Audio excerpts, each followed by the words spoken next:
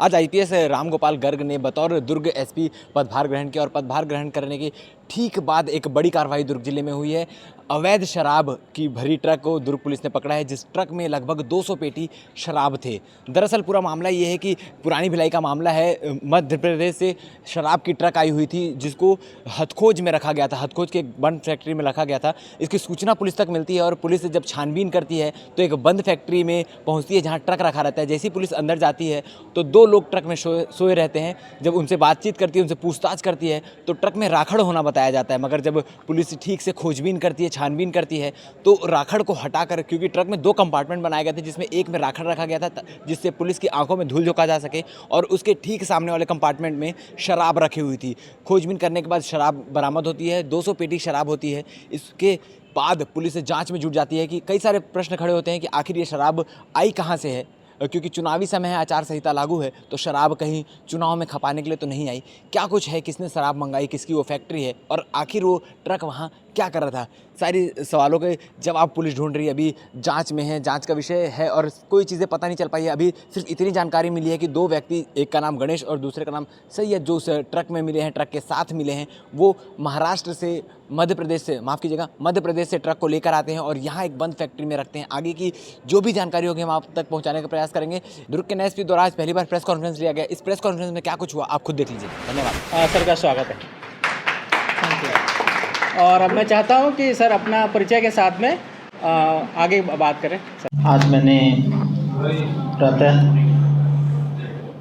जिला पुलिस अधीक्षक दुर्ग के पदभार ग्रहण किया है। इससे पहले मैं रायगढ़ में पदस्थ था। आगामी विधानसभा चुनाव जो नवंबर में सभी पूरे प्रदेश में दूसरे चरण में होने, उसमें हमारे जिला दुर्ग में भी आयोजन किए जाएंगे, तो उसके संबंध में तथा ज़िले की मूल जो जानकारी है उसको लेने के लिए हमने सुबह पहले राजपत्रित अधिकारियों की मीटिंग ली थी और अभी यहाँ पे कंट्रोल रूम में सभी थाना प्रभारियों की एक बैठक ली जा रही है।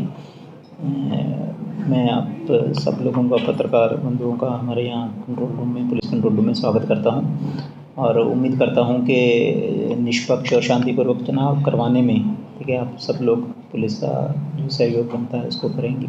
और जो हमारे दुर्ग जिला के निवासी हैं उनको ये आश्वस्त करता हूँ कि हम लोग पुलिस अपने कर्तव्य के निर्वहन में, जिसमें कि शांतिपूर्वक चुनाव कराना हमारी प्रायोरिटी है, उसमें हम अपनी पूरी कोशिश करेंगे और सभी जिला पुलिस बल, हमारे सारे अधिकारीगण और हमारे सारे कर्मचारीगण इस चुनाव को कराने में अपना पूरी मेहनत करेंगे। देश से लाई गई 10 चक्का ट्रक में करीब 200 पेटी अवैध शराब की जब्ती हुई है, जिसकी के कीमत, अनुमानित कीमत करीब 12 लाख रुपए की है।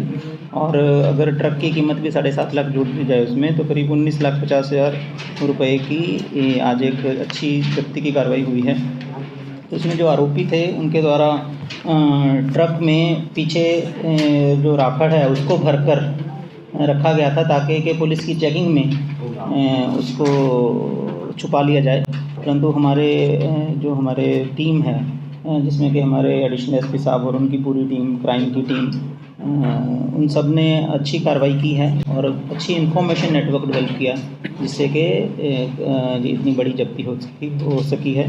तो इसमें हमारी कोशिश रहेगी कि इसमें और भी लोग जो इन्वॉल्व हैं उनका भी कार्रवाई की जाए। सर, शराब कहाँ जा रही थी, क्या भिलाई के लिए आई थी? वही उसकी इन्वेस्टिगेशन चल रही है अभी, तो उसमें जो भी और लोग इन्वॉल्व हैं उनके भी कार्रवाई की जाए। हिरासत के लिए सर अभी तक फिलहाल 2 लोगों की हिरासत में है। हाँ, ये मध्य प्रदेश से आई है और आपके इसमें नोट में भी लिखा है। तो कौन सा ब्रांड है?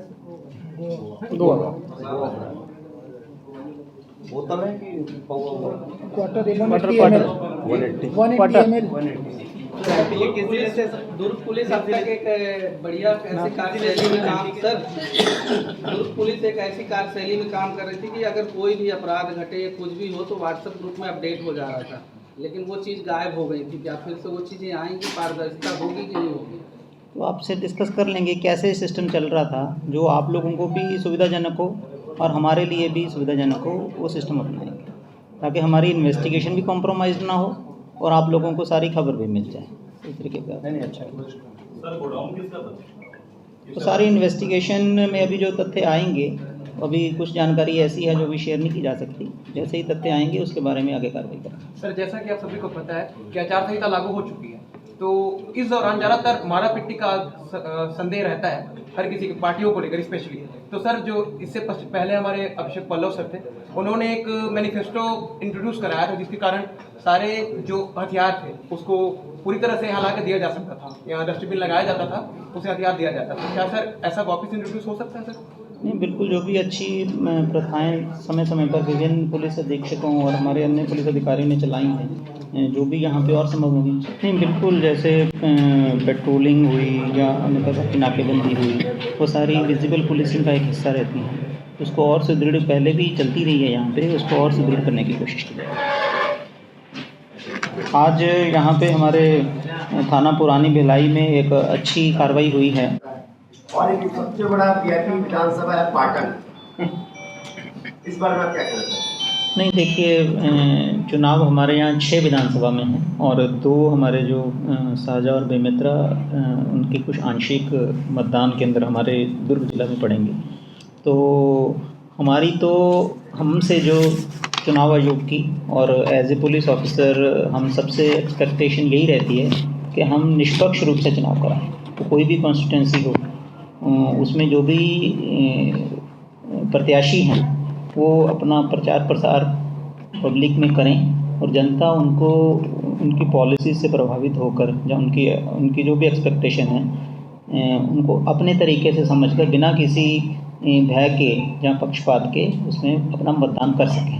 तो इसके लिए हमारी जो भी प्लानिंग रहेगी, जो चुनाव आयोग के निर्देश रहेंगे, उनकी पालना के अनुसार हम लोग पूरी कार्रवाई करने की कोशिश करेंगे। मैं ये समझना चाह रहा था, इससे पहले जो एसपी साहब थे सलभ सिन्हा जी, उनको चुनाव आयोग ने चुनाव में दिलचस्पी नहीं ले रहे हैं बोल के कोर्ट किए हैं, इसलिए हटाया गया। आप किस तरह का दिलचस्पी लेना है? नहीं, मेरे पास ऐसी कोई इन्फॉर्मेशन नहीं है। मैं इस प्राइवेट इन्फॉर्मेशन के प्राइवेट नहीं हूँ कि इस तरह की कोई कमेंट चुनाव आयोग ने किया है। परंतु मुझे जब यहाँ पे पदस्थापना की गई है तो हमारे जिला पुलिस की बल से हम लोग अपनी जो कर्तव्य हैं उनका निर्वहन करेंगे। तो इसके लिए किस तरह की प्लानिंग आपकी हो रही है, ये बताइए। चुनाव के लिए, निष्पक्ष चुनाव के लिए, निष्पक्ष चुनाव के लिए हम पूरी, जैसे मतदान केंद्रों के लिए चुनाव आयोग के निर्देश रहते हैं समय टू समय, कैसे उसमें फोर्स डिप्लॉयमेंट करना है, किस प्रकार से जो मादक पदार्थ हैं, जो अन्य सामग्री है जो कि चुनाव को प्रभावित कर सकती है, उस पर कार्रवाई करनी है। उस सभी बिंदुओं पे हम लोग चर्चा करेंगे और जो भी वैधानिक कार्रवाई वो करेंगे। के अधिकारी को एसपी बना के भेजा गया है?